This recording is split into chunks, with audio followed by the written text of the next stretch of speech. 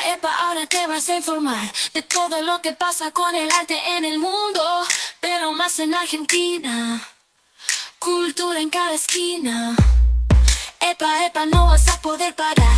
Todo lo que pasa en la movida del espectáculo. Las estrellas brillan fuerte, te lo cuento en este puente.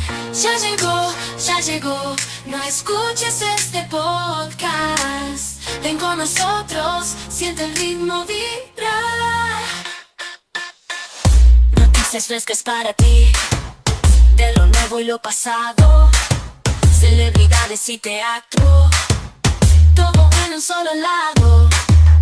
Epa, siente la energía ya, desde el norte hasta el sur.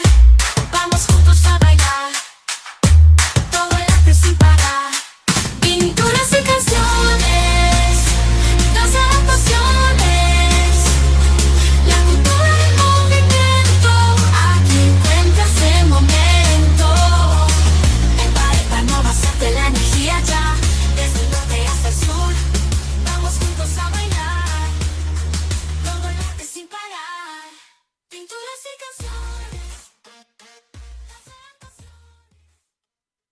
¿Cómo están? Acá con ustedes a Mari Zambar en una nueva clase del taller de escritura creativa en el podcast No escuches este podcast. Hoy vamos a la clase número 10 y vamos a hablar de villanos.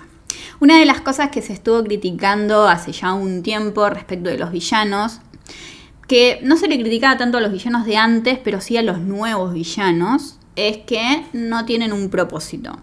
Sí, simplemente el villano quiere conquistar el mundo porque, nada, pintó conquistar el mundo, o porque quiere poder, o porque, no sé, tipo, es villano, nada, es lo que hacen los villanos, ¿no?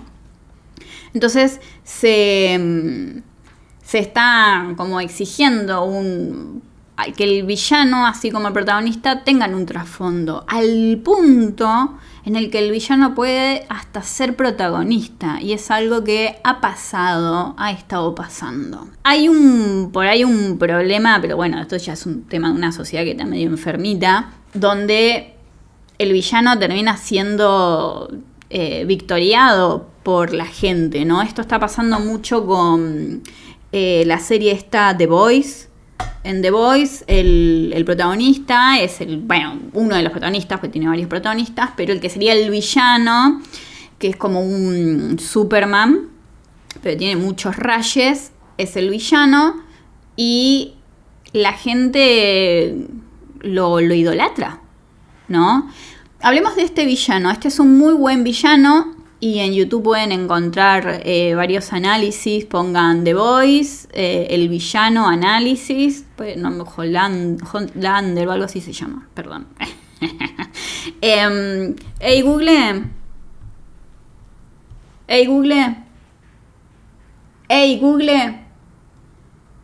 ¿Cómo se llama el villano de The Voice? Según Wikipedia, Homelander, patriota en España y vengador en el doblaje latino original, es un personaje y el principal antagonista de la serie de cómics de The Boys y de la franquicia de medios del mismo nombre, creada por Garth Ennis y Darick Robertson. Hablemos de este villano.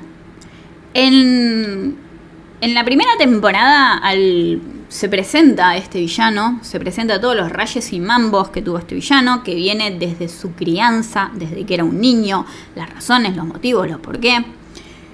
Se le da un montón de cosas, el chabón tiene poder, tiene fuerza. En la segunda temporada se le sigue dando cosas, pum, y de repente se le saca todo, se lo deja sin nada que perder.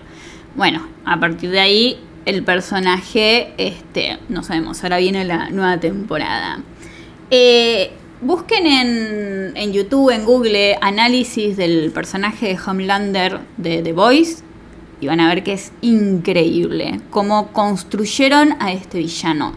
No solamente es un villano con propósito, que es sumamente importante. La palabra que hoy vamos a aprender es propósito del villano, sino que también otra cosa es que el chabón no sé, tiene unos mambos raros, por ejemplo, tiene mambos con la leche, tiene un montón de cosas, es como...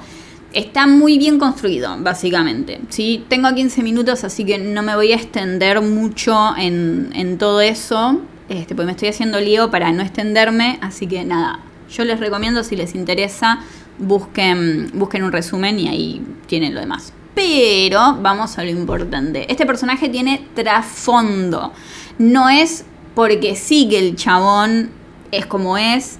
No es simplemente el villano porque, bueno, nada, necesitamos un villano porque es una parodia de superhéroes, básicamente, The Boys. Por otro lado, tenemos a otro villano del que ya hemos hablado. El villano de Avatar, el último maestro aire, Zuko.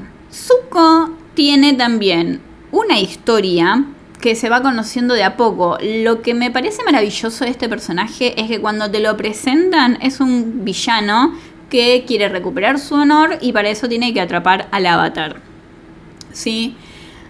Y nada, hasta que de repente, o sea, avanza la historia, te muestran algunas cosas, como por ejemplo cuando un personaje lo reta a duelo, él lo vence, Zuko lo vence y no lo mata, porque era un duelo a muerte, pero decide no matarlo. Pero el otro personaje se levanta y lo ataca por la espalda, ¿no? Entonces el tío de Zuko le dice, él puede ser un exiliado, ¿cómo es? Un expulsado, no me acuerdo ahora, perdón. Pero tiene más honor que vos, ¿no? Como que te van mostrando cosas de que, bueno, es villano, pero hay algo más. Y efectivamente, a como avanza la historia, te muestran que hay algo más. Y acá tiene mucho que ver la crianza del personaje, los padres del personaje, la hermana que está más loca que una cabra y que termina siendo la villana. Este personaje termina siendo una villana y acá me parece, no sé que los que vieron la serie, pero como que termina siendo la villana y porque es mala. La mina simplemente es mala, siempre fue mala, es cruel, es más, termina totalmente loca, desquiciada y ya está. Creo que es un villano que no está tan bien construido como Zuko. Lo que pasa es que, bueno, después de la excelente construcción que tiene Zuko, es muy difícil dar otro villano. Después está el padre, que lo único que quiere es poder, y también medio así como que, bueno, no es tampoco un villano. Pero como digo, insisto, es como que en la serie The Boys Homelander se vuelva bueno y tengamos que poner otro villano. Y medio difícil. Otra película que también trabaja muy bien el tema de los villanos y de hecho lo tiene como protagonista es Megamente, que ahora hicieron una nueva película. Por favor, no vean esa película, no la vean. Y bueno, salvo que quieran ver cómo se destruye a un personaje, cómo se niega todo el crecimiento del personaje y todo lo que se hizo. En fin, está bueno para analizar si quieren ver un análisis de la segunda película de Megamente. De la primera película también les recomiendo ver a Coffee TV. Ponen Coffee TV Megamente. Y ahí van a tener un buen análisis y resumen de esa película. Si no quieren ver la película, les recomiendo ver el análisis de Coffee. Él hace un muy buen análisis de esa película. En fin, Megamente, ¿de qué trata? Es la historia de Superman, básicamente, un planeta que explota y dos bebés que salen de diferentes planetas que también están explotando. Entonces, uno cae en una mansión en la casa del presidente y el otro cae en una cárcel, que es Megamente. Entonces, Megamente es criado por los tipos de la cárcel. Y además, como es raro, porque es azul y es cabezón y no sé qué, entonces como medio como siempre se lo hizo a un lado todo, ¿no? Es como... Viene de la pregunta típica de ¿el villano se hace o nace? ¿No? ¿La gente mala nace o se hace? Acá es donde yo digo, todas las historias están escritas. Lo que cambia es, bueno, cómo contamos esa historia.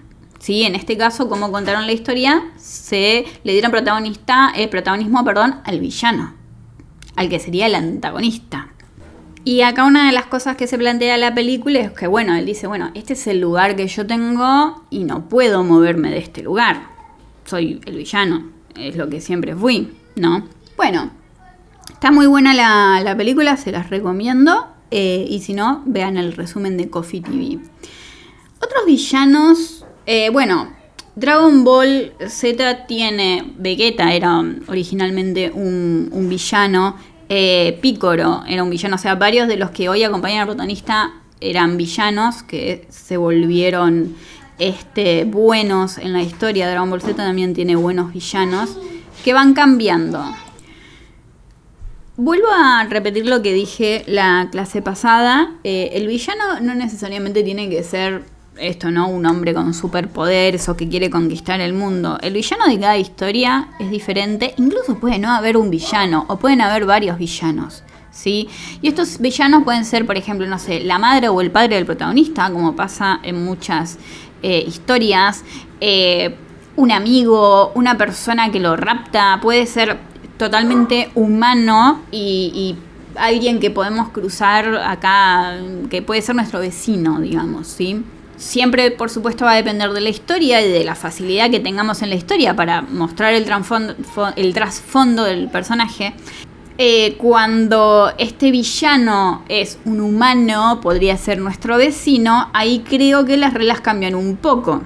Pero bueno, depende de la historia y de las posibilidades que nos den la historia, podemos o no darle un trasfondo a este villano. Ahora, sumamente importante, y algo que surgió con una serie, con la de Jeffrey, el asesino en serie Jeffrey Dahmer.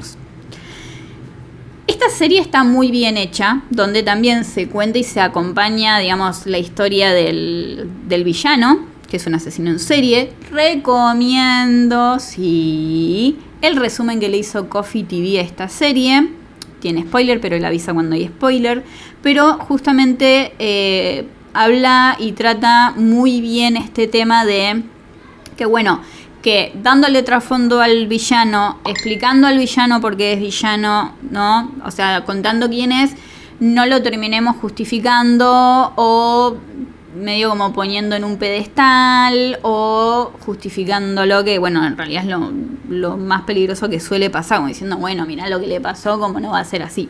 Bueno, justamente esta serie de Jeffrey Dahmer, la de Netflix, la última, no lo hace, no lo justifica, no, de hecho te lo muestra como algo feo, como algo, todo es feo alrededor de él, el tipo logra ser desagradable. Muy buen actor, la verdad, el que hace de Jeffrey Dahmer. No recuerdo el nombre. Recuerden que yo tengo problemas para retener nombres. Pero me encanta el chabón. Siempre hace psicópata. Pero bueno, una de las cosas importantes es justamente que, por ejemplo, lo que pasó con los Vengadores, cuando apareció Thanos, que hace desaparecer a la mitad de la población. Muchos decían, sí, yo estoy de acuerdo con Thanos, Thanos tiene razón, oh, viva Thanos. Tengan cuidado de no estar justificando al villano, ¿sí? Salvo que sea su intención, por supuesto, ustedes son libres, ¿no? No, Amaris dijo que... Pero digo... Si no es su intención, tengan cuidado de, al darle trasfondo al villano, de explicar su historia, mostrar su historia y mostrar sus motivos y razones y demás, no estar justificándolo y diciendo, bueno, nada, pobrecito, ¿sí? Porque uno puede vivir miles de cosas, todos hemos pasado por malos momentos. Y todos tenemos dolencias, y todos tenemos traumas, y todos cargamos con algo, ¿sí? Y no es que porque vos pasaste por algo más feo que yo estoy menos rota que vos, porque lo que yo pasé me rompió porque yo lo pasé. Y lo que vos pasaste te rompió a vos porque vos lo pasaste, ¿sí? Entonces, también es importante esto. Lo que sea que nos haya pasado a cada uno de nosotros... nos afecta a nosotros porque nosotros lo vivimos y no es que, bueno, no sé, el maltrato del padre afecta a todos en igual medida, no, ¿sí? Ahora, lo que importa es este mundo interno que se nos crea, ¿sí? En base a lo que vivimos, ¿sí? Es un mundo que generalmente va a ser una porquería. Ahora, ¿qué es lo que hacemos con esto? ¿Culpamos a los demás de todo y todos los demás son el problema y no nos hacemos cargo? O, no sé, tipo, voy a destruir la humanidad porque, no sé, me hicieron sufrir. O nos hacemos cargo de que, bueno, nada, si fueron esas personas y vamos al psicólogo y trabajamos sobre esto, ¿no? O soy la víctima o soy el victimario o soy, sí, esas cosas. Entonces, tengan en cuenta esto. Primero que cada uno de nosotros pasó por algo, ¿sí? Y no hay forma de medir cómo eso le afecta. Una misma situación puede afectar a alguien de una forma muy grande o a otra persona mínimamente. Y las situaciones, aunque sean diferentes y una más grave que la otra, ¿sí? Porque o maltrato o que maten a alguien, por ejemplo, ¿no? La diferencia. No quiere decir que vos hayas sufrido más que yo, porque lo que yo sufrí fue lo que yo sufrí, lo que yo viví, lo que a mí me afectó, ¿sí? Y saber que hay gente que sufre más que yo no me sana ni hace que sufra menos, porque yo lo que pasé, lo pasé. Eso también es importante, ¿no? Odio esa cosa de, bueno, pero hay gente que está peor que vos. Hay gente que... eso no me soluciona mis problemas. No me soluciona mis mambos, ni mis problemas, ni nada. Entonces, eso también es importante, ¿sí? Un protagonista... Creo que por ahí incluso está bueno tratar este tema de que, bueno, el protagonista pasó por lo mismo que el antagonista, pero cada uno toma caminos diferentes frente a eso. Bien, por lo pronto vamos dejando por acá. Nos vemos en la clase que viene. Los quiero mucho y no paren de escribir. Y si todavía no se animaron a empezar a escribir, es el momento. Buenas, ¿cómo les va? Acá de este lado les habla Candela Barragán en un nuevo episodio de No Escuches Este Podcast. Hemos vuelto, sé que no estuve en las últimas 2 semanas, he estado de vacaciones, conociendo otras culturas, siempre rodeada de cosas artísticas, obviamente. He pasado por bibliotecas, he visto arte callejero, he presenciado espectáculos. Así que puedo no haber estado presente en el podcast, pero yo rodeada de cositas artísticas siempre estoy. Así que bueno, buenas, espero que estén muy bien. En esta sección saben que siempre que hablamos de lanzamientos musicales, un poquito de cultura, espectáculos, qué está pasando en todo este mundo artístico y como para que estén al día, ¿no? Como para que estén al día, tengan temas para charlar con gente, un poquito más interesantes, un poco más disruptivos, también se distraigan. Así que dicho esto, vamos a comenzar. Cande, larga la data, contanos un poquito. Les voy a contar, ahora que estamos en agosto y que se nos vienen algunas cositas lindas, hubo novedades, hubo lanzamientos, y con lanzamientos me refiero a salió El Encargado 3. Gente, la serie protagonizada por Guillermo Francella, quien interpreta a un portero llamado Eliseo.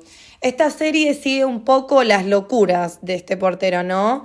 Es una persona un poquito oscura, un poquito manipuladora, que a la vez tiene una cabeza muy elocuente y se podría decir demasiado inteligente. Siempre te sale con alguna de esas series que se piensa que lo van a atrapar o que algo le va a salir mal y ¡pum! Mete una reversa que le termina saliendo increíble su plan. Y un datito de color de esta producción es que es de Latinoamérica la más vista de la plataforma, ha tenido un exitazo. ¿Y de qué va a tratar esta tercera temporada? Bueno, Eliseo, el portero, va a asistir a una convención interamericana de encargados en Río de Janeiro. De hecho, Francella dijo que tuvieron algunos días ahí en la playa de Río de Janeiro para grabar algunas cosillas. Qué divino cuando las producciones hacen viaje, no me imagino lo que debe ser para los actores. Precioso, a pesar de que están yendo a trabajar, irte unos días a Río de Janeiro no está nada mal. Aparte dijeron que la pasaron muy bien, que a pesar de estar trabajando, tenían sus momentos de distracción. Este elenco del Encargado 3 está formado por Gabriel El Puma Goiti, quien representa o interpreta a un abogado, Gastón Cocciarale, que es el asistente de portería de Eliseo, Darío Barassi, que es otro portero de los que están en los tótems, vieron en los edificios, representa eso, y se va a sumar Benjamín Vicuña como uno de los personajes principales. Y también, para agregar a todo este listado de nombres que ya es como que algo adentro provocan y te dan ganas de verlas, se nos suman algunas figuras bastante interesantes que van a hacer participaciones especiales. Tenemos, por ejemplo, a Daniel Araoz, José María Listorti. Con eso les pongo 3 puntos suspensivos y chusmenlas si es que tienen Star Plus. Ahora sí, siguiendo un poquito con la corriente argentina, qué estuvo sucediendo acá con nuestros personajes más icónicos o las tendencias del momento, vamos a volver a Gran Hermano. Gran Hermano obviamente ya ha terminado su temporada este año, pero hay algunas figuras que siguen dando vuelta, hubo algunos inconvenientes, percances. ¿Y qué pasó? Se había viralizado que Martín Q, el chino, y su pareja estaban a la espera de un bebé. ¿Y cuál es el problema? Que esto no fue bajo su consentimiento. Hay un periodista del ámbito del espectáculo quien decidió exponer esta noticia o darla a conocer antes de que ellos den el sí a querer mostrarlo. Ellos no habían accedido. De hecho, esto les molestó un montón y salieron a decir que ellos hubieran esperado hasta los 3 meses para dar esta noticia, que no se hayan sentido cómodos. De hecho, me parece como que hubo ahí un tema de que las familias se enteraron por el periodismo antes que por ellos. Hubo ahí como cierto dilema. ¿Y qué sucedió semanas después? Marisol, la novia del chino, salió a decir que perdieron al bebé. Puso en sus redes sociales exactamente esto. El corazón de nuestro bebé dejó de latir el pasado jueves. Decidió irse rodeado de montañas, lagos y el frío que tanto nos gusta. Despidiéndose así, comunicándolo, esto causó bastante revuelo en redes sociales porque están quienes están enojados con el periodista, quienes piensan que es su trabajo, se armó como cierto debate ahí. Pero cuestión, les mandamos mucho cariño y fuerzas para ellos, que puedan salir de esta situación lo mejor posible. Haciendo un salto a cuestiones que son medio similares a lo que hago yo, de comunicar, de hablar de ciertos temas, nos vamos a meter en un programa de streaming. Vamos a charlar un poquito de un programa de streaming que le están saliendo las cosas muy bien y a mí me alegra un montón. De hecho, es un programa que me parece ultra creativo, gracioso. ¿Y qué es lo que tienen los streamings de actuales, no? Que es un poco como para distraerse, para ponerlo de fondo. ¿De qué estamos hablando? Estoy hablando de Se extraña a la nona, que es un programa que pertenece a la grilla de Olga.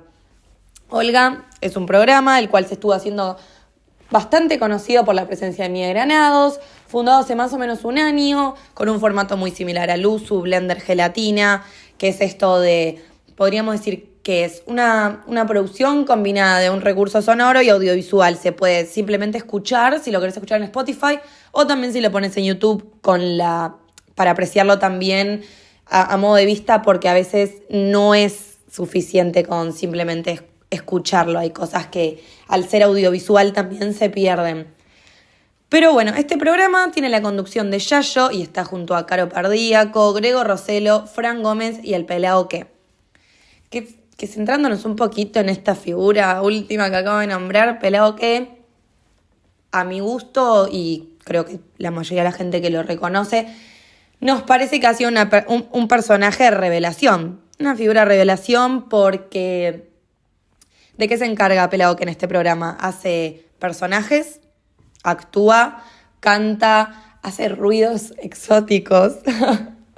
A mí me parece que es una de las personas más completas del medio actualmente, o de quien trae algo fresco y nuevo. Él, por ejemplo, la otra vez interpretaba una canción de Arjona y después imita como a una persona medio hippie y es gracioso, es gracioso por naturaleza y muy talentoso. Ellos estuvieron esta semana en el Movistar Arena, presentaron el programa en formato en vivo, en el cual cantaron algunos temas, hicieron ciertas presentaciones, como si fuera realmente lo que pasa cada miércoles en el programa, pero en vivo y con gente presenciándolo.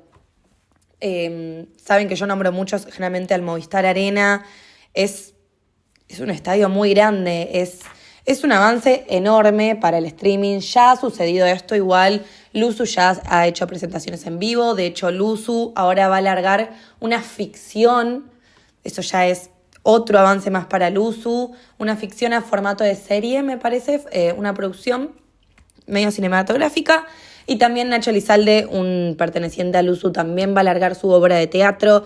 Es decir, que el mundo del streaming está abriendo muchas puertas, es algo que está sucediendo, está cada vez llegando a mundos más amplios y explorando y expandiéndose para todos lados.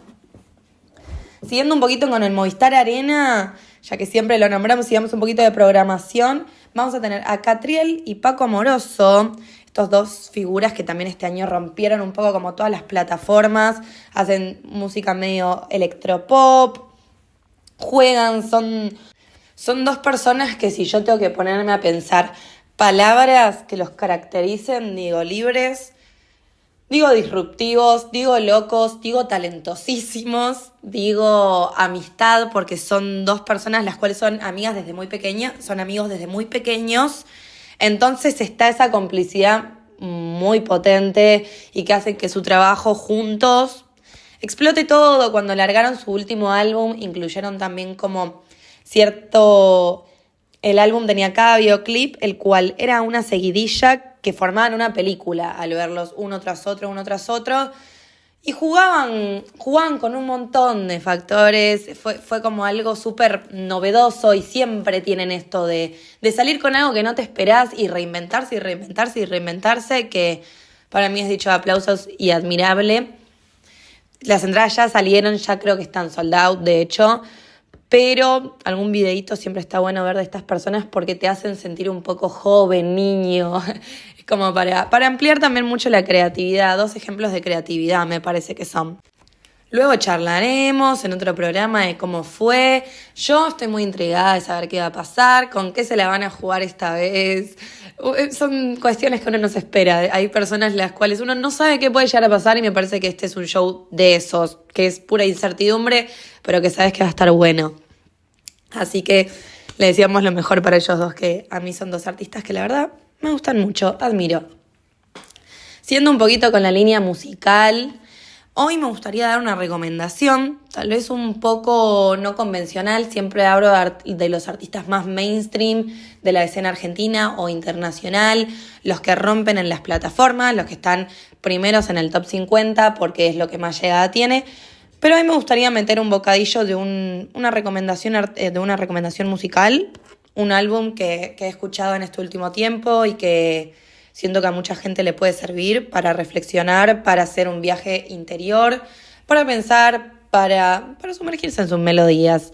Y aquí no estoy hablando de Rompe 99, es un rapero argentino quien sacó su último álbum llamado Casi Extraños en estas últimas semanas. Está compuesto por 5 canciones, o sea que si tienen 15 minutitos se lo escuchan, si es que tienen ganas de explorar un poquito dentro del rap. ¿Qué tiene Rompe 99? Tiene letras crudas, energéticas, hasta podría decir un poco agresivas, muy explícitas, y me parece que es un artista que si tenés ganas de purgar o hacer catarsis de ciertas emociones está muy bueno.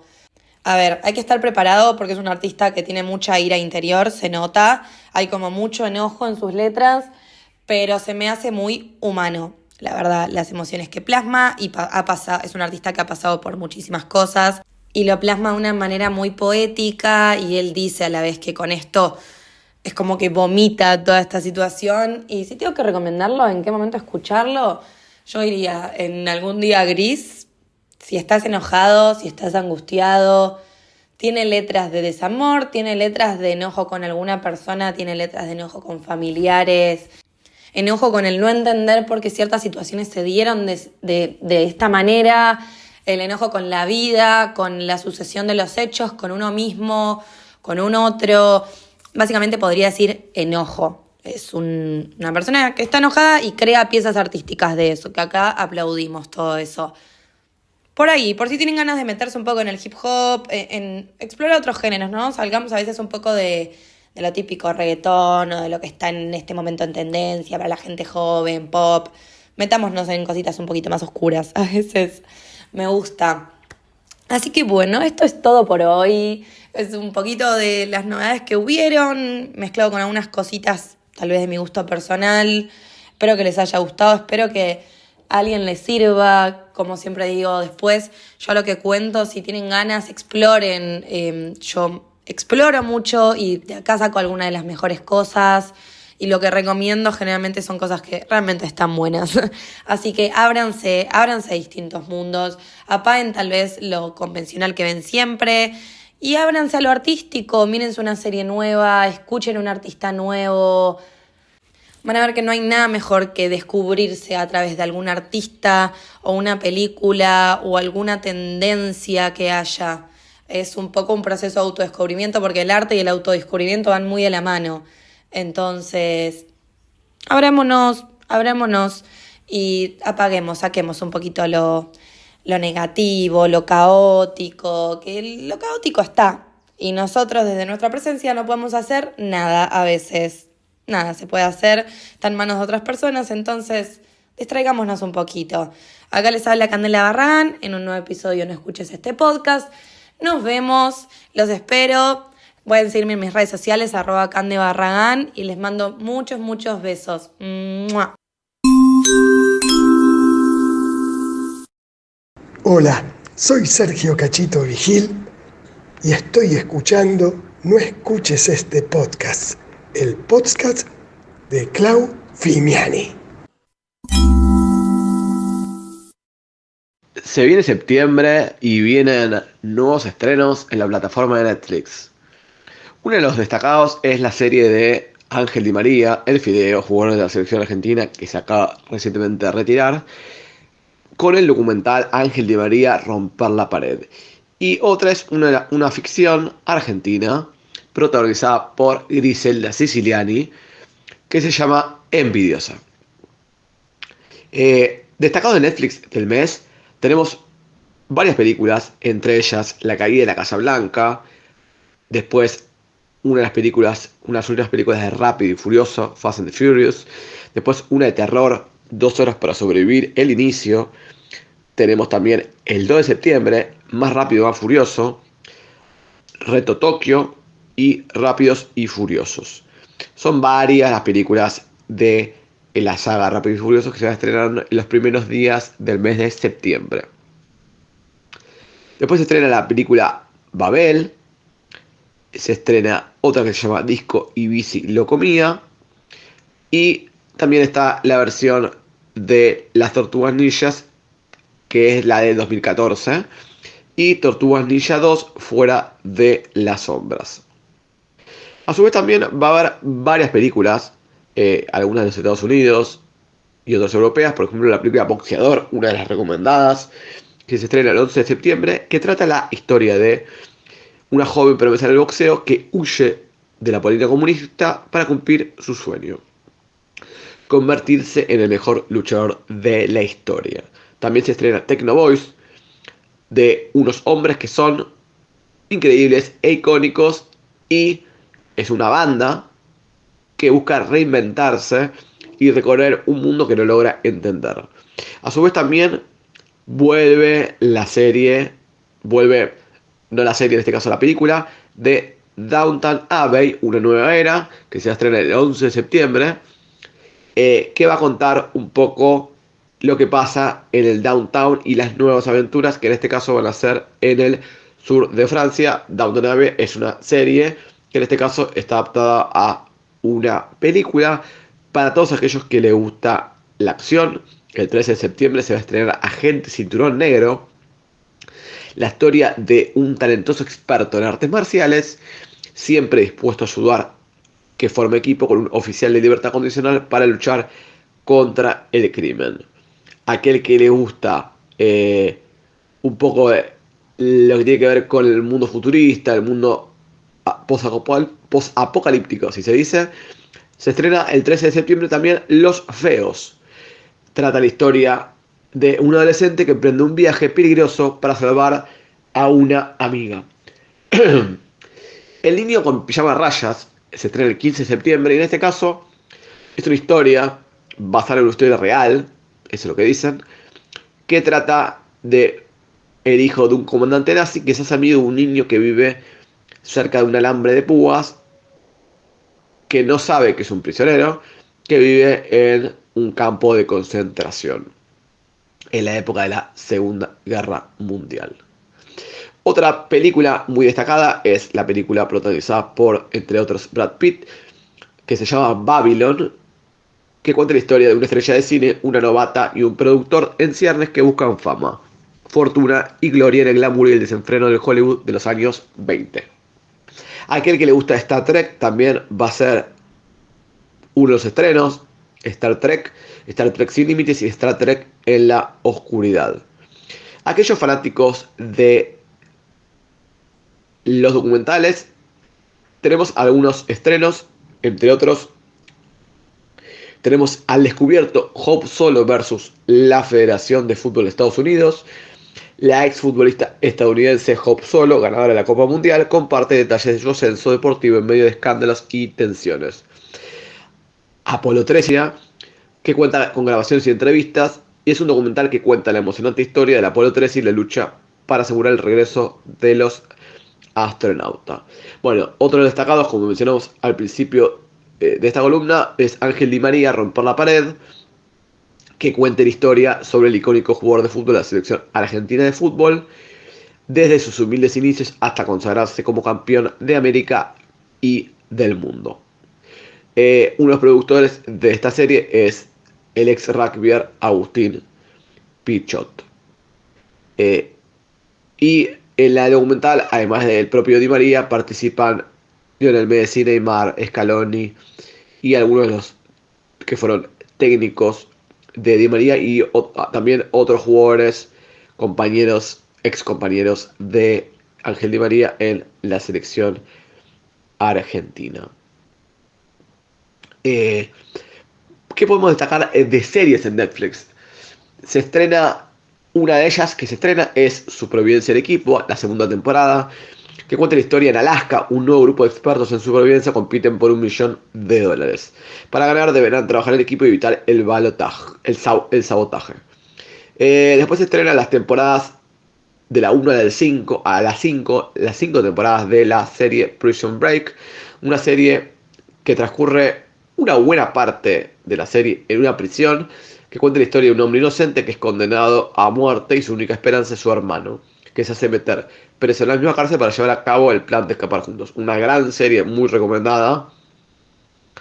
Aquel que no la pudo ver o la quiere revivir, Prison Break, el 4 de septiembre la podés ver en Netflix. Selling Sunset se estrena en la temporada 8 el 6 de septiembre. Vestuarios para envidiar, dramas para recordar, propiedades de lujo que vender. Los agentes del grupo Oppenheim regresan con bienvenidas y despedidas.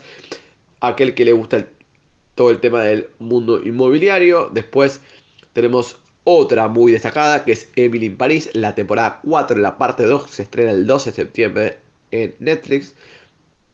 En este caso, Emily está lista para su próxima aventura. Va a esquiar en los Alpes de Provenza y disfrutar de unas vacaciones en Roma. Y otra producción destacada, producida por Adrián Suárez, escrita por Carolina Aguirre y dirigida por Gabriel Medina, es la película Envidiosa, el 18 de septiembre. Cuenta la historia de Vicky, que sufre y envidia cada vez que sus amigas se casan antes que ella. Cansada, antes de cumplir los 40, le dan un ultimátum a su novio de toda la vida: o se casan o lo deja. Pero nada resulta como le esperaba y Vicky intentará rearmar su vida buscando un nuevo hombre para concretar su sueño de casarse, sin saber que en este viaje, más que un hombre, se encontrará a sí misma. Esta película, además de ser protagonizada por Grisel Siciliani, incluye en el elenco a Esteban Lamote, Benjamín Vicuña, Pilar Gamboa y Violeta Urtiberea, y hay participaciones de Marina Velati, Bárbara Lombardo, Martín Garabal, Leonora Balcarce y Adrián Lackerman. Otras series en Netflix destacadas es las 6 temporadas de The Resident.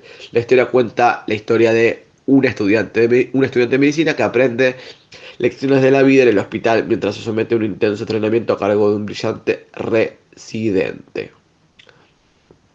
Para los amantes, para los niños y la familia, viene la segunda temporada de My Little Pony, cuenta la historia. A Barbie, A Touch of Magic, Lego Dreams, Hot Wheels, máxima velocidad. También va a estar Sing, Ven y Canta, que en este caso es una película. Está la temporada 11 de Cocomelon a cantar. Eso todo lo que tiene que ver con la plataforma Netflix. Después tenemos otros estrenos en otras plataformas. En este caso en Disney Plus, que tenemos la versión estándar y la versión premium, que lo que cambia básicamente son los anuncios. En este caso, en Disney Plus, el 18 de septiembre se va a estrenar la serie de Marvel que se llama Agatha All Long. Recordemos que en Disney Plus anteriormente tuvimos otras series del universo Marvel, como por ejemplo Loki, WandaVision, entre otros. Agatha All Long consta de 9 capítulos. Está protagonizada por Catherine Hahn, quien va a ser la protagonista en su personaje de Agatha Harkness. ¿De qué se trata un poco Agatha? Agatha se embarca junto a sus aliadas en una búsqueda para llegar a The Witch's Road y navegar por sus peligros para recuperar sus poderes. El 18 de septiembre se va a estrenar los primeros 2 capítulos, el 1 y el 2. Y cada semana se va a estrenar un nuevo capítulo hasta completar los 9 capítulos. Otros grandes estrenos, en este caso estamos hablando de la plataforma Amazon Prime Video, que confirmó el estreno en el mes de septiembre de la segunda temporada de la serie Porno y Helada, una serie de comedia argentina que fue creada y protagonizada por Martín Piroyansky. En este caso, esta segunda temporada de la mano de Piroyansky, lo que va a pasar es, va a haber más diversión, va a haber más aventuras, va a haber diferentes historias que van a contar. Se van a contar en este caso los personajes de Pablo, protagonizado por Piroyansky, Ramón, Nacho Saraley y Ceci, el personaje de Sofía Morandi, enfrentarán nuevos desafíos, desde un fan tratando de infiltrarse en la banda, deudos con amigos, competencias con artistas más jóvenes, hasta problemas de ego.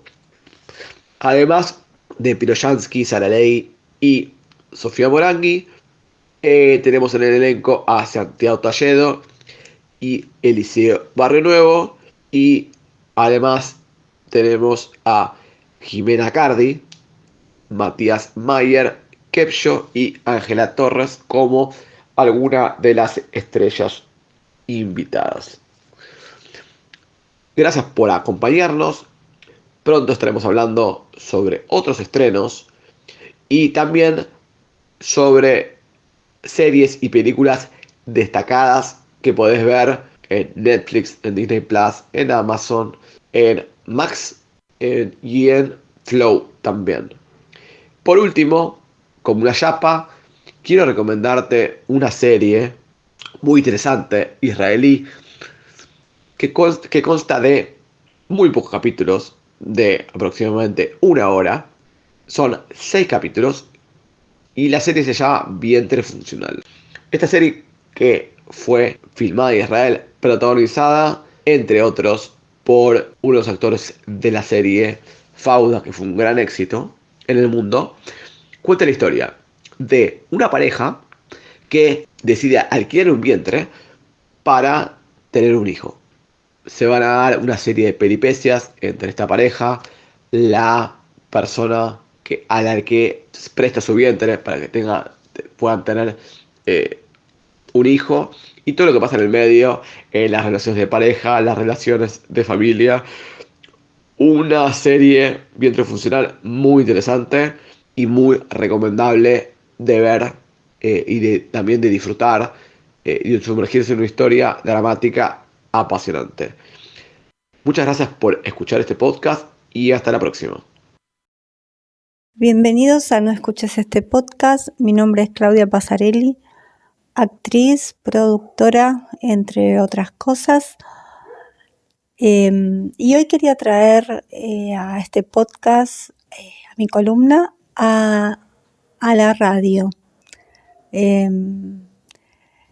Hace unos años tuve una experiencia preciosa con la radio y la verdad es que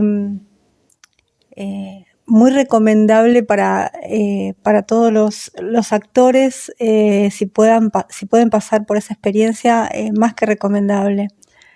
Yo en su momento hice 2 radioteatros, que era para lo que me habían convocado, pero después se extendió un poco más y terminé haciendo una columna de teatro y también terminé haciendo algunos personajes, y coachando a mis compañeros, y pudiendo interactuar con ellos, de modo que también improvisados muchas cosas, y quedaba realmente una libertad y la radio creo que no tiene, no es igual a nada, es como muy, muy especial para mí la radio. Si bien obviamente mi primer amor siempre es el teatro, la verdad es que la radio es algo que tengo pensado a futuro poder repetir y quería traer un poco la radio a esta columna. Y recuerdo que cuando hace ya varios años, cuando yo era bastante más chica, escuchaba a una persona en la radio, y hoy pienso lo que hacía y digo, qué increíble. Y como nadie nunca, después de que partió lastimosamente, pudo hacer algo parecido, me parecía bien traerlo como alguien inigualable que pasó por la radio. Obviamente no creo que haya gente que no lo conozca, pero bueno, por si llega a ver las nuevas generaciones y no lo conocen, estoy hablando del señor Fernando Peña, que estuvo su programa durante muchos años, El Parquímetro, que lo conducía uno de sus personajes, sus criaturas, como le gustaba llamarlo a él. Un poco para poner en contexto, él nació en Uruguay, en Montevideo, hijo de una familia acomodada allá, y vinieron acá cuando él era muy chiquito. Se mudaron a un barrio también acomodado acá, creo que en San Isidro. Pasaron por otro barrio y después terminaron en San Isidro viviendo. Por eso a él salía uno de sus personajes, que era como un cheto, le salía tan de excelencia, porque claramente lo había experimentado, ¿no? Pero bueno, más allá de eso, yo en ese momento no existían redes sociales, tampoco se filmaba la radio como ahora en muchos programas se filman. En ese momento no se filmaba, entonces uno si escuchaba lo escuchaba al parquímetro, pensaba que había 5 personas hablando entre sí. Yo de hecho lo pensaba. Estaba Palito, que era una especie de guachín, el conductor, que era Dick Alfredo, que era un mexicano, un locutor mexicano, así muy impostado, con su voz muy impostada. Sabino, que era un taxista así medio tanguero y con una voz muy rasposa. Rafael Orestes por el Orti, que era un político corrupto, nada que ver con la realidad. La Mega, una travesti. ¿Quién más? A ver, que me acuerdo de todos. Roberto Flores, que era como un puto muy sufrido y muy malo también. Y la que un poco sacó a la luz a todo el resto de los personajes fue Milagros López, que era una cubana aeromosa. Digo que sacó a relucir al resto de los personajes porque Fernando Peña contó en una entrevista, como que él con todos sus personajes en su cabeza ya creados, cada uno con su historia, ¿no? y decía, como si fuera una reunión no sé, una reunión de consorcio con todos sus personajes, y decían, bueno, alguien tiene que salir, y como que él tenía miedo de que si salían todos juntos lo iban a internar por esquizofrénico. De hecho, bueno, una de sus obras de teatro se llamaba Esquizopeña, que lo iban a terminar internando, lo iban a pensar que estaba loco. Entonces, como que entre ellos mismos decían, bueno, ¿quién sale? Y él, y decidieron todos que, bueno, va Milagros, sale al ruedo Milagros. Fue la primera que salió. Él trabajaba como comandante de a bordo en aerolíneas y lo descubrió, bueno, es una bastante conocida la anécdota, pero bueno, hacía de Milagros López, una cubana hermosa, detrás de la cortina hablaba como ella, y entre muchos viajes que hacía Lalo Mir en ese momento, que tenía su programa Animal de Radio, lo escucha a Milagros López y la quiere conocer. Entonces le dicen que no podía, que no se sentía bien, le metieron excusas, pero él se levantó, fue igual y corrió la cortina, y cuando corrió la cortina se encuentra con este hombre de 1,90 m haciendo de Milagros, y ahí automáticamente le dice, te venís a la radio. Y ahí fueron los comienzos de Fernando Peña con Lalo Mir. Después tuvo un paso también con la Negra Bernasi, y después ya su propio programa, El Parquímetro. Si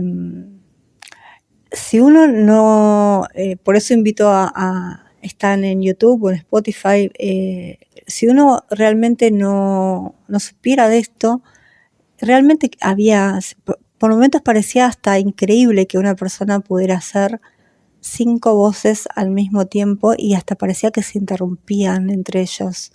O sea, era algo nunca visto antes, y nadie lo pudo hacer nunca después tampoco. Fue como muy, muy disruptivo no sé si para la época, en general, fue como un distinto, un talentoso único, un talento único realmente. Y además muchas veces pasa que alguien hace detrás de los personajes, uno ve a la persona y dice, bueno, pero no sé, no quiero dar ejemplos, pero digo, por ahí no tienen, por ahí son personas recontra serias o nada que ver con los personajes. Fernando Peña, de por sí, si uno lo veía a él sin sus personajes, era un personaje en sí mismo. Era magnético, era una cosa entre una mezcla de mucha inteligencia, mucha sensibilidad y mucha crudeza también, mucha y mucha, no sé cómo decirlo, irreverencia. Era un irreverente, como que no le importaba nada y decía lo que pensaba. Él se jactaba de vivir la vida con total libertad, y realmente así lo hacía. Bueno, hay como muchos clichés de sacar una pistola y apuntarle a Mirta Legrand o ponérsela en la boca, que es como para pour les galeries, como que bueno, no era muy, no hacía el hecho en sí. Y de hecho, tampoco Mirta se había sorprendido mucho en ese momento, como era como no sabía, el que lo entrevistaba o el que lo llamaba a alguna reunión, no sabía con lo que le podía salir. Siempre la sensación era eso, de que no sé qué puede pasar. Llenaba teatros con sus obras. Bueno, como digo, no, en ese momento no había redes sociales, no se filmaba tampoco en el teatro, con lo cual pasaban un montón de cosas y era todo un boca a boca. Y la verdad es que fue realmente un adelantado para su época. Amaba la radio. Muchos le preguntaban sus ex compañeros de aerolíneas le preguntaban, ¿cómo dejas un viaje para ir a hacer radio? Y a él no le importaba nada porque para él era un placer hacerlo, y también calculo yo que sanador, porque yo pienso, ¿qué hubiese pasado si todos esos personajes no hubiesen salido a la luz? Como estando ahí en su cabeza, era como demasiado, me parece. Y de hecho, al principio él no quería decir que era él el que estaba detrás de todas esas voces.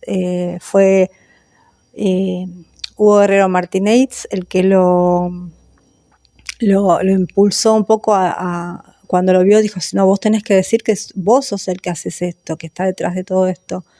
Porque él no quería al principio que se supiera que era él.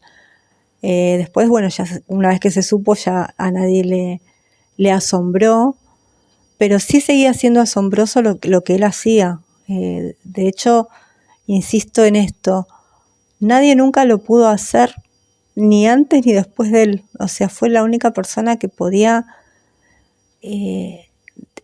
desdoblarse, no sé ni cómo decirlo, porque encima cada personaje tenía como su historia y contestaban y dialogaban desde la lógica, nunca se mezclaban las historias, era como tener, no sé, como tener los compartimentos muy divididos, pero a la vez poder interactuar. O sea, era una inteligencia de privilegio. La verdad es que muy pocos, por no decir, en esto, por ejemplo, ninguno pudo hacer ni cerca lo que hacía él. Así que bueno, quería traerlo un poco hablando de la radio. Yo lo he escuchado durante muchos años en la radio, también lo he visto en teatro. Lastimosamente nos dejó en el 2009, producto de una enfermedad, se lo llevó el HIV. Pero él incluso hasta desdramatizaba eso, porque yo recuerdo que hasta una semana antes seguía haciendo el programa desde la clínica. Mientras le estaban haciendo transfusiones de sangre, él seguía como naturalizando hasta la muerte. Tomó casi como que se comió la vida, ¿no? Vivió la vida a full. No, creo que no le quedó nada por hacer. Si hacemos como un pasaje de su vida, muchos viajes, problemas con drogas, problemas con, bueno, de hecho, la promiscuidad en algún punto, muchas relaciones. Bueno, él habla también de que sabía en qué momento se contagió, de quién se contagió y por qué lo hizo, por qué lo permitió, porque él sabía que se estaba contagiando en ese momento. Así que habla de un nivel de, no sé, de un nivel de contacto con sus emociones y con su vulnerabilidad, con su, no sé. Yo la verdad es que a mí me quedan siempre cortas las palabras para describir a Fernando Peña. Siempre me produce, cada vez que lo sigo viendo al día de hoy, lo veo y es como magnético, no puedo dejar de mirarlo. Y mucha admiración, porque realmente es un talento único. Y también mucho respeto, porque fue una persona que tomó las cosas, nunca responsabilizó a nadie y tomó las cosas tal como vinieron, haciéndose cargo de absolutamente todo el tiempo. Y eso para mí tiene un valor agregadísimo a la persona que fue. Así que bueno, un poco para que los conozcan las nuevas generaciones. Bueno, acá les dejo mi amoroso recuerdo del señor Fernando Peña.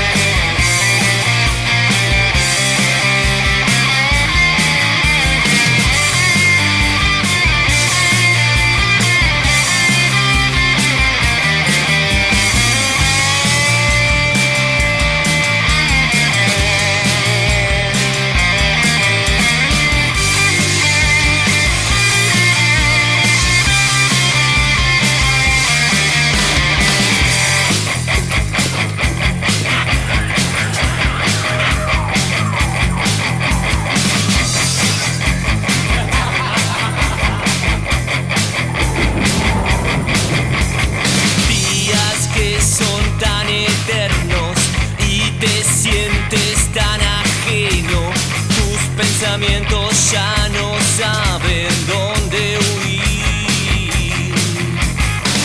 Un escape está buscando, un destello de luz, laberintos infinitos, tanta ingratitud.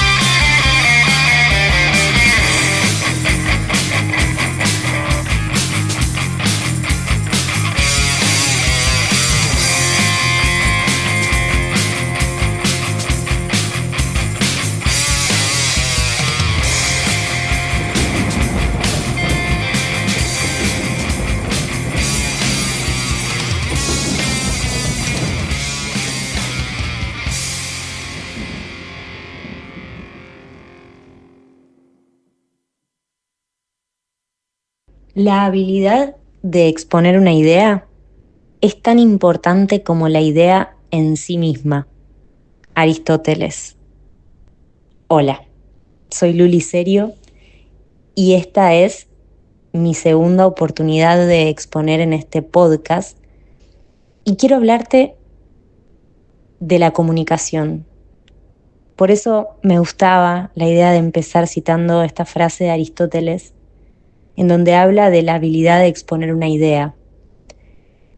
Hace ya un tiempo que me fui apasionando por esta cuestión de la comunicación. Creo que tanto emprender y trabajar con gente, en equipo, como también la actuación y la docencia, me han llevado a adentrarme en este camino de la habilidad de exponer una idea, la habilidad de poder comunicarnos efectivamente.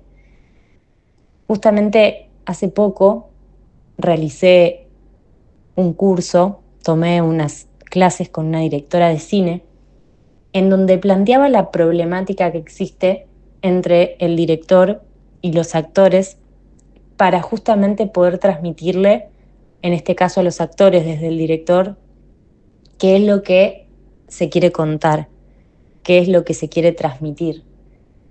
Entonces, una vez más, volvía a mi mente y volvía a cuestionarme sobre la importancia de entrenarnos en la comunicación. Y no solamente porque uno quiera ser quizás un profesional en esta área, sino porque la comunicación es del día a día, la comunicación con nuestros pares, con nuestros colegas, con nuestra familia, incluso con nuestra comunidad, con las personas que vemos en el día a día. Y pensaba una vez más en qué importante conocernos para poder pulir esta habilidad tan importante que es la comunicación. Con el tiempo me he dado cuenta que la comunicación parte también de lo no verbal, porque muchas veces creemos que solamente la comunicación son palabras, pero ya lo decía Shakespeare en boca de Hamlet cuando le enseñaba a actuar a Luciano, que trate de ser congruente, que procure que sus palabras digan una cosa y que su actitud diga lo mismo, ¿no? En una devolución que le daba justamente Hamlet a Luciano. Por eso creo que hay por lo menos 4 puntos fundamentales para empezar a explayarnos en lo que sería volvernos buenos comunicadores. Por un lado, tener claro, por supuesto, el mensaje que queremos transmitir.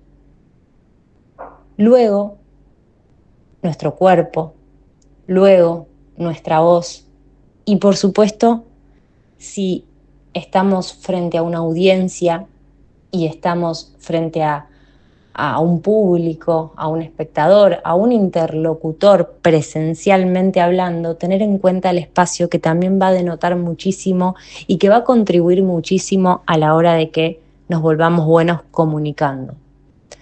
Yo creo que una de las bases para volvernos buenos comunicadores es poder transmitir el conocimiento que uno tiene. Una vez leí también justamente esto, que para experimentar el conocimiento que uno ya tiene, debería poder enseñar. ¿Qué quiero decir con esto? Debería poder comunicarlo, debería poder contárselo a otro. Y aquí quizás me remito a las épocas en donde éramos estudiantes, ¿no? En la primaria, en la secundaria, cuando de repente uno tenía que rendir un examen y le decía a mamá, a papá o a algún hermano, bueno, a ver, tomame.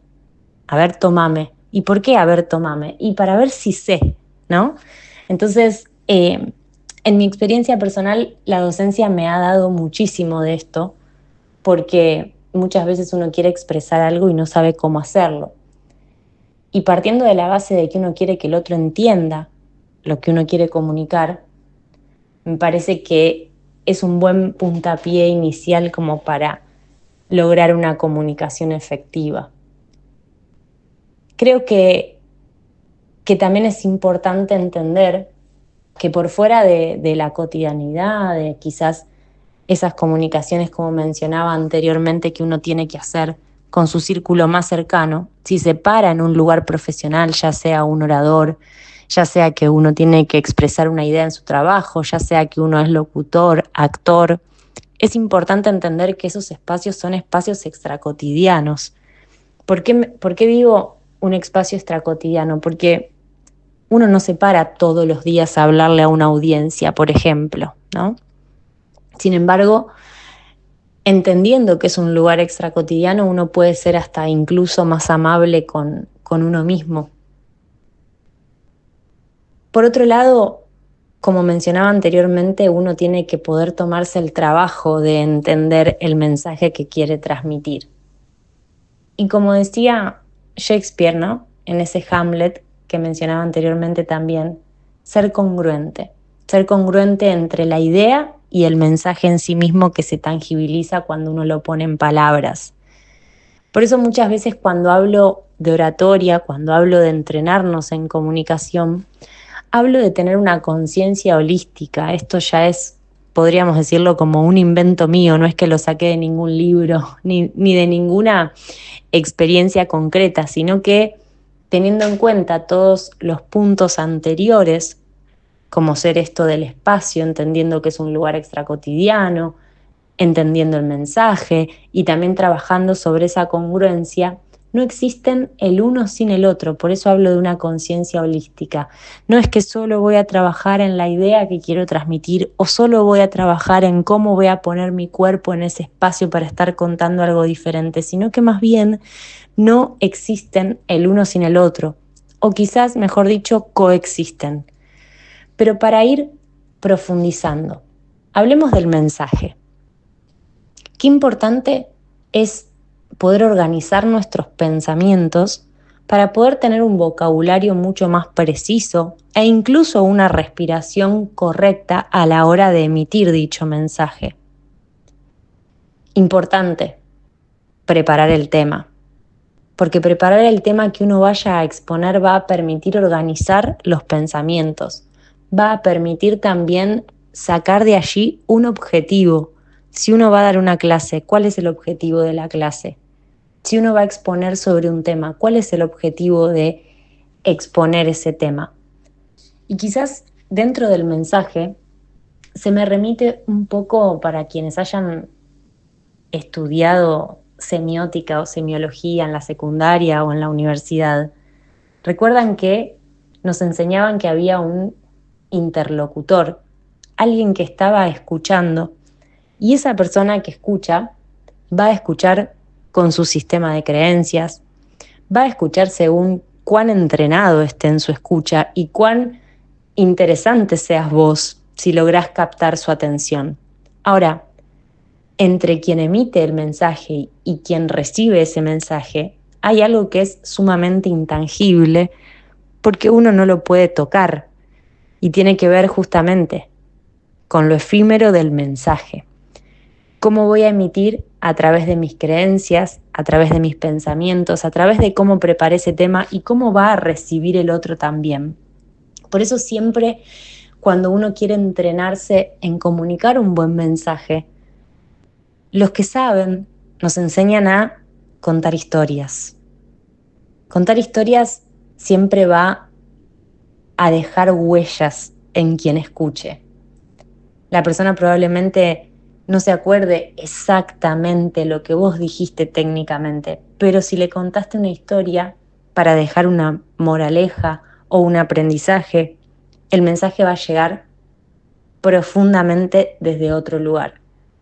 Muchas veces nos quedan mucho más las historias que en sí mismo las situaciones. Incluso, ya que les contaba hace un rato de este curso que hice con una directora de cine, ella nos contó, podríamos decir, como algunas internas que a veces se viven en el set. Y yo pensaba en esas historias y en esas internas y en esas anécdotas específicas que nos contó. Y digo, claro, quizás con el tiempo, si quiero recordar algo de la técnica que aprendí en este curso, tenga que recurrir a los apuntes. Pero esas historias, esas anécdotas, no me las voy a olvidar nunca más, porque es lo que queda siempre grabado en nuestra mente y en nuestro corazón. Por eso, repasando un poco el inicio de este episodio, cuando les hablaba de esta frase de Aristóteles, de la importancia de entender que la habilidad de exponer la idea muchas veces es más importante que la idea en sí misma, nos permite a todos volvernos mejores comunicadores, entendiendo que no importa a qué te dediques, probablemente algo tengas que comunicar. Si vendés, si estás en atención al cliente, si sos un profesional de la voz, si enseñás alguna actividad, probablemente hayas estudiado algo de esto o probablemente no, porque muchas veces no nos enseñan a comunicarnos. Por eso hoy hablaba de la problemática en la comunicación que existe muchas veces, por ejemplo, en un set, por ejemplo, en un aula. Qué importante poder exponer esa idea correctamente. ¿Y cómo lo hacemos, Lu? Bueno, una de las formas es trabajar el mensaje, que podríamos decir que es como ese trabajo previo al que uno tiene que hacer en el aquí y ahora cuando tenga que exponer una idea, confiando en que la preparación es una habilidad fundamental a la hora de hacer cualquier actividad. Si uno preparó, probablemente en el aquí y ahora pueda disfrutar y descansar tranquilo y confiar que todo va a salir bien porque estuvo bien preparado.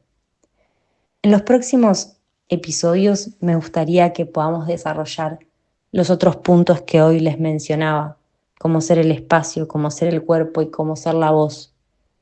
Pero sí entendiendo siempre que estamos hablando de una conciencia holística, que estamos hablando de que coexisten, de que no existe el uno sin el otro. Por eso también trabajar la actitud nos va a llevar a transmitir confianza. Trabajar la actitud nos va a ayudar a transmitir seguridad. Trabajar la actitud va a hacer que el otro confíe mucho más en aquello que nosotros le estamos diciendo.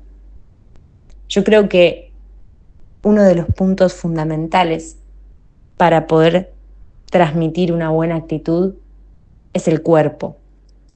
Por eso, por más de que uno a veces esté cansado o quizás uno a veces esté un poco triste o que la emoción del momento no acompañe, si uno puede ser consciente de lo que está transmitiendo su cuerpo, también lo puede manipular, también puede llevarlo hacia el lugar de aquello que quiera transmitir. El cuerpo, la postura que nosotros adoptemos son encargados de denotar esa seguridad, esa pasión, ese entusiasmo, esa decisión que queremos transmitir.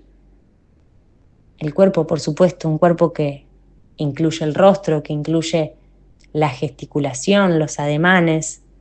Siempre se puede utilizar nuestro cuerpo a nuestro favor.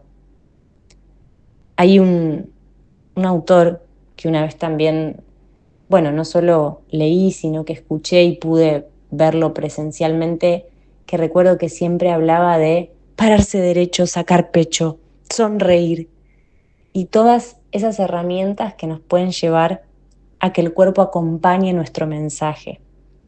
Ni hablar de la voz, pero me parece que eso ya lo vamos a dejar para el próximo capítulo. ¿Qué escuchaste hoy? ¿Cómo me escuchaste? Déjame tu comentario. Me encantaría saber qué es lo que crees que hoy mi voz está denotando. Hablemos de comunicación. Hablemos de entrenarnos en comunicación. Y acordate siempre, la habilidad de exponer una idea es tan importante como la idea en sí misma. Nos vemos en el próximo episodio. Te saluda Luli Serio. ¿Cómo están, gente? Espero que muy bien. Yo soy Leo Bruno y aquí voy a dar continuidad a lo que fueron los grandes y son los grandes guitarristas de la historia, independientemente de decir del rock, del pop y todas sus vertientes, todos los ámbitos de la música. Esta es la segunda parte. En la primera, hablamos de los Slash, de Clapton, Hendrix, Jimmy Page, Eddie Van Halen. Y aquí vamos a dar continuidad a esto. Como siempre, muy honrado de participar en No Escuches Este Podcast. Vamos a comenzar con una figura emblemática. Imagínense que supuestamente, porque estamos hablando de más de 100 años atrás, supuestamente nació el 8 de mayo de 1911 el señor Robert Johnson. Algunos lo catalogan como el primer bluesman de la historia y la influencia principal para que exista la guitarra del rock y del blues, etcétera, etcétera. Este señor se casó muy joven, pero lamentablemente su esposa quedó embarazada, que eso sería lo bueno, pero murió en el parto. Y según se dice, porque estamos hablando de mitos, leyendas, de él se destaca puntualmente esto en los anales del rock, que aparentemente tras este episodio decidió dedicarse a la música, pero que hizo nada más y nada menos que un pacto con el diablo. ¿Por qué? Aparentemente este bluesman fue rechazado en uno de esos bares oscuros donde comenzó a tocar el blues del Delta, y se decía que porque era muy malo para tocar. Volvió algunos meses después, pero derrochó talento, y surge justamente a partir de ahí ese mito que tiene que ver con el pacto con el diablo. Y en realidad él comenzó a tocar la guitarra como una forma de enfrentarse a la esclavitud que tenían los negros, la discriminación que había en Estados Unidos, y allí en el Mississippi él con otros personajes de estos tan lindos que tocaban tan bien y se fueron forjando para enfrentar justamente la discriminación y lo que les comentaba. Así nació el blues, y así nacieron tipos como Robert Johnson, se forjaron tipos como Robert Johnson y otros, pero él fue como una figura que sigue siendo mencionada y por guitarristas y por los anales del rock, como les decía. La guitarra que utilizaba, que era una guitarra completamente desvencijada, donde no había empresa todavía ni industrias de guitarra, pero era una Gibson L1, aparentemente de 1928, pero con eso hizo maravillas e influenció a guitarristas de toda la historia, por supuesto. Bien, vamos a pasar a hablar de alguien que nació en México el 20 de julio de 1950, el señor Carlitos Santana. Precursor de lo que se denomina world music, inspiró a artistas de todo el mundo, The Pope, como le dicen, el Papa. Es el papa del rock con sabor latino. Y bueno, comenzó de muy joven a tocar, inspirado por quién si no, por personajes como B.B. King y John Lee Hooker. B.B. King, nada más y nada menos, ¿no? Bueno, Carlitos Santana, con su forma tan particular, como les decía, que mixturaba el rock con la música latina, al día de hoy, por supuesto, todavía, saltó a la fama, sobre todo en el Festival de Woodstock en 1969, como les decía, con esa fusión de rock, ritmos afrocubanos y latinos. Ese mismo año lanzó un álbum llamado Abraxas, que obtuvo el primer puesto en la lista de los Estados Unidos. Aquí acompañado por Neil Young, Greg Rowley, por ejemplo, en su banda, en el Carlos Santana Band. Esos dos miembros después participaron en una banda de la cual hemos estado hablando en otros episodios, como Journey, unos popes y grosos totales del AUR o AOR. Bueno, imagínense que eso fue en 1969, pero añares después, en 1999, 30 años después, volvió a triunfar con el álbum Supernatural, y con el cual ganó 8 premios Grammy. Seguramente se acordarán quizás de canciones como Smooth, interpretada por Rob Thomas, porque siempre se caracterizó Carlitos Santana por tener grandes cantantes a su lado, porque él, salvo en ocasiones excepcionales, no era un intérprete de la voz, sino que un gran guitarrista, como después también lo hizo con Steven Tyler, con Just Feel Better. Bueno, como les decía, en el álbum Supernatural, 8 premios Grammy ganó, Smooth de Rob Thomas, alguna canción que hizo con el cantante Everlast, por ahí, y un montón de colaboraciones. Bueno, la guitarra principal que ha utilizado durante toda su vida son las PRS Paul Reed Smith. Seguimos, porque se nos va el tiempo, con el señor Brian May, que todos conocen porque ha sido el guitarrista histórico de Queen, nacido el 19 de julio de 1947. A los 5 años tocaba el piano, a los 6 el ukelele y a los 7 la guitarra acústica. Su padre le fabricó una guitarra eléctrica en 1963. De hecho, sigue usando esa guitarra, pero que era denominada Red Special, pero ahora redenominada Brian May Guitars. Pero básicamente Brian May utilizó esta guitarra durante toda su carrera, después la fue remodelando, pero siempre basada en la Red Special que le fabricó su padre. Terminó la carrera de física y trabajó en el Imperial College londinense en la cátedra de astrofísica. Un poco este tipo, ¿no? No tenía mucha chapa. Bueno, en 1969 creó Smile, que luego pasó a llamarse Queen, por si no conocen. De esto estuvimos hablando cuando justamente comentamos sobre la biografía de Freddie Mercury. Bueno, Brian May no solo es un guitarrista súper original con un estilo muy particular, sino que fue compositor de grandes canciones de Queen también. Aportó, un gran compositor, songwriter. Algunas de las canciones que escribió: Now I'm Here, Too Much, Love Will Kill You, We Will Rock You, por ejemplo, escrita por el mismo Brian May, y esto está muy bien documentado en la película Bohemian Rhapsody. Bueno, considerado por uno de los guitarristas más influyentes y originales de la música popular.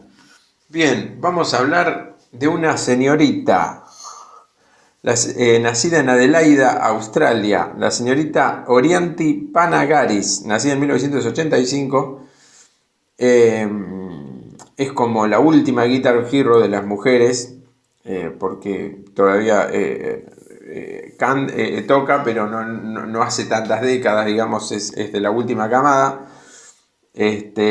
Fabulosa, por cierto. Comenzó a tocar la guitarra a los 6 años escuchando a Hendrix, Clapton, Cream y Santana. Fíjense que estos nombres Hendrix, Clapton, por ejemplo Jimmy Page, también se sostienen como principales influencias de todos los grandes guitarristas de una u otra forma. A los 14 años tocó en bandas en Inglaterra y Francia, y cuando tenía 18 tocó justamente junto a Carlitos Santana en una prueba de sonido, y él quedó tan impresionado que le preguntó si quería tocar con él en el escenario esa noche. Y bueno, descolló, derrochó talento, y así comenzó a introducirse dentro del mundo del selecto de los grandes músicos. Fue contratada por el señor Michael Jackson para formar parte de su banda para los conciertos en el Arena de Londres, O2 Arena de Londres, y llegó a ensayar, de hecho, hasta que Jackson lamentablemente murió el 25 de junio de 2009. Se decía que eran ensayos maratónicos, los que hacía Michael Jackson, pero Jackson principalmente se exigía antes que con todos los músicos y asistentes, con él mismo, y que estaba pendiente de cada una de las cosas, algo que a Orianti le llamaba poderosamente la atención porque no podía creer que estuviera controlando tantas cosas a la vez. Bueno, Orianti además después sigue vigente, por supuesto, súper activo hoy en día. Nació en Australia, pero es de ascendencia también panagaris griega. Tuvo una relación sentimental con el guitarrista Richie Sambora, de quien estaremos hablando en un ratito. Las guitarras que usa son las PRS Paul Reed Smith, y tiene de hecho una fabricada para ella misma, y Private Stock Orianti, basada en sus gustos, y que por supuesto es interesantísima, y que la hace que ella tenga más valor todavía. Por algo tiene una signature, una Paul Reed Smith, ¿verdad? Bien, vamos a mencionar a dos guitarristas fabulosos. Un bluesman nacido en Texas el 3 de octubre de 1954. Este fue el hombre que se puede decir que proyectó el blues del futuro, el señor Stevie Ray Vaughan, que desde chico asistía a conciertos. Yo le podría decir, esto lo agrego yo, como el último gran, fantástico, legendario bluesman. Bueno, como les decía, tenía una gran influencia de música de parte de sus padres, que lo alentaban a hacer música y lo llevaban a observar, a presenciar conciertos. Y a los 8 años también le regalaron su primera guitarra, y desde entonces se fue forjando, como los demás, como les decía, en base a influencias, en base a la influencia de leyendas como Otis Rush, Jimi Hendrix, Albert King y Freddie King. Y bueno, él tuvo una vida corta pero intensa. Porque es corta, ya van a ver lamentablemente por qué. Su estilo utilizaba, se puede decir, todos los colores, los matices, una característica que era bajar y subir el volumen, como por ejemplo lo pueden percibir en la versión que hizo de Little Wing, una canción justamente perteneciente a Jimi Hendrix, una versión instrumental que hizo del maestro Hendrix. Y bueno, él fue como que encendió el renacimiento del blues en los 80, cuando no estaba tan en boga. Y lamentablemente, después de un concierto en el cual había sido invitado junto a Eric Clapton para participar con otros grandes músicos, el 27 de agosto de 1990, por estos días se están cumpliendo 34 años de este trágico accidente, en el cual él y otros músicos abordaron un helicóptero que se estrelló, perdieron la vida a todos, murió a los 35 años. Y eso fue el 27 de agosto de 1990, y en octubre apareció Family Style, un álbum que había grabado con su hermano mayor Jimmy Vaughan. Ya estaba grabado antes de este accidente, y que se catapultó hasta el puesto número 7 de la Billboard en Estados Unidos.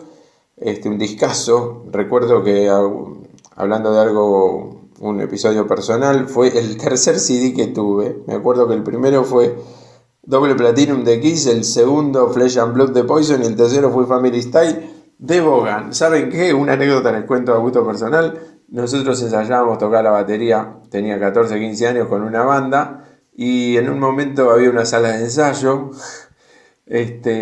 a la cual le debíamos varias horas, digamos, ¿no? Como pibe que no manejamos demasiada plata, como ahora, pero menos. Bueno, habría que verlo.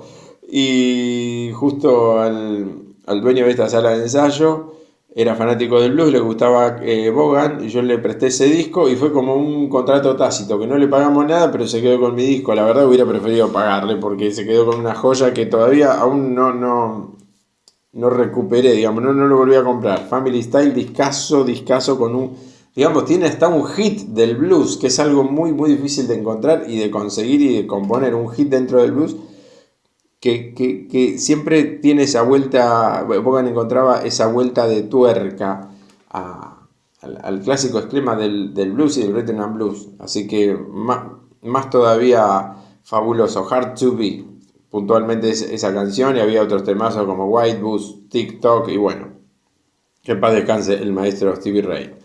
Vamos con el último guitarrista, para mí infravaloradísimo y que no suele aparecer en todos esos rankings de Rolling Stone y demás, que a gusto personal yo les digo no le den pelota, porque no suelen ser muy objetivos. Que puede ser que todo esté cargado de subjetividad, ok, pero hay que tratar de ser lo más ecuánime posible, ok. Vamos a hablar del señor Richard Stephen Sambora, mejor conocido como Richie Sambora, nacido el 11 de julio de 1959 en Perth Amboy, New Jersey. Para mí, un tipo que excede a la guitarra porque es un hipercantante, hipercompositor, hiperguitarrista, donde más allá de ser un guitarrista técnicamente irreprochable, lo que siempre prevalece en él es el buen gusto y el feeling, el sentimiento antes que nada. Combina todo eso. Díganme cuántas personas combinan todo eso en el mundo de la música. Este señor jugó al baloncesto en la escuela, luego se decantó por la guitarra a los 12 años, influenciado, como verán, por un tal Eric Clapton, que ya apareció y ha sido influencia, ¿no? ¿Qué le parece de algunos otros? De todos, les diría. Por los Beatles, Zeppelin y Johnny Winter. Justamente Richie no se ha caracterizado por ser esos guitarristas pirotécnicos, además a pesar de ser técnicamente, como les decía, fabuloso. Bueno, una de las primeras bandas que tuvo en su vida fue Message, junto al bajista Alex John Such, con quien luego se unió a Bon Jovi. Bon Jovi era una banda armada por el señor John Bon Jovi, de ascendencia italiana, que es una banda de la cual hemos estado hablando. No les voy a mencionar tantas cosas de acá de Bon Jovi, sino particularmente del trabajo que ha hecho Richie con ellos, que John Bon Jovi y Richie Sambora formaron una de las duplas compositivas más importantes de la historia del rock, porque justamente Richie tenía una incidencia fundamental en las canciones de Bon Jovi, desde los riffs, desde las melodías en la guitarra, con voces espectaculares que le imprimían las canciones, y fue partícipe de todos los álbumes hasta What About Now, justamente un álbum de 2013, el último álbum en el que estuvo Richie, y ese mismo año se fue de la banda. Se fue, mitad lo fueron, por diferentes situaciones. Desde lo personal, él lo afectó mucho en el 2007, la muerte de su padre, y ya había tenido algunos problemas para sostenerse dentro de la banda en cuanto a las giras. Habían tenido que suspender algunas actuaciones, y de a poco lo fue sustituyendo a Phil X, hasta que Phil X hoy en día es un miembro oficial de la banda, pero que por supuesto está a años luz de la calidad de este señor Richard Stephen Sambora. Yo les diría, imagínense que, así haciendo algo muy escueto, el álbum más vendido en Estados Unidos en 1987 es Sleeper When Wet. Para mi gusto personal, y esto más allá del gusto personal, es uno de los discos más importantes de los 80s, con Living on a Prayer, con el tall box característico que le imprimió Richie Sambora a esa canción, con solos fabulosos, memorables, con siempre que prevalezca la melodía por sobre la técnica, etcétera, etcétera. Grabó discos increíbles como New Jersey, Keep the Faith, These Days, y como solista, por ejemplo, Stranger in This Town en 1991, Undiscovered the Soul en el 98 y Aftermath of the Loudon en 2013. Bueno, en 2014, entre 2014 y 2018, como les decía, tuvo una relación con Orianti, con quien lanzó un álbum llamado Radio Free America. Inclusive Richie decía que ella toca mejor que yo. Y bueno, y este año, más allá de la serie de Bon Jovi que salió y que se ha estado hablando de que podría haber una especie de reconciliación que no llega a buen puerto, que están ahí tirando las cosas todavía, Richie ha lanzado 4 singles este mismo año. Uno llamado I Pray, que él había concebido y pensado originalmente para Bon Jovi. Pero bueno, sigue siendo un artista en solitario al día de hoy. Las guitarras que utilizó toda su vida han sido en los 80 Kramer, Charvel, Hammer, y en 1991 Fender lanzó al mercado la Stratocaster Signature de Sambora. Es uno de los pocos tipos que se pueden jactar de decir que tienen varias signatures de diferentes marcas: Fender, ESP, Kramer, nada más y nada menos, ¿no? Así vamos concluyendo con este informe de grandes guitarristas de la historia del rock, parte número 2. Un gran saludo para Claudio Fimiani, que es el mandamás de este podcast y que estuvo cumpliendo años en estos días. Así que nos estaremos viendo escuchando aunque pueden visualizar esto en YouTube, por supuesto, más allá de escucharlo. Mi Instagram es leobrusamer, mi Facebook leonardo.l.bruno, en YouTube si quieren ver mis trabajos porque soy músico es Leonardo Bruno a secas, y bueno, nos estaremos escuchando, viendo como gusten, prontamente en otro informe, más que gustoso como siempre, así que un abrazo grande para toda la gente.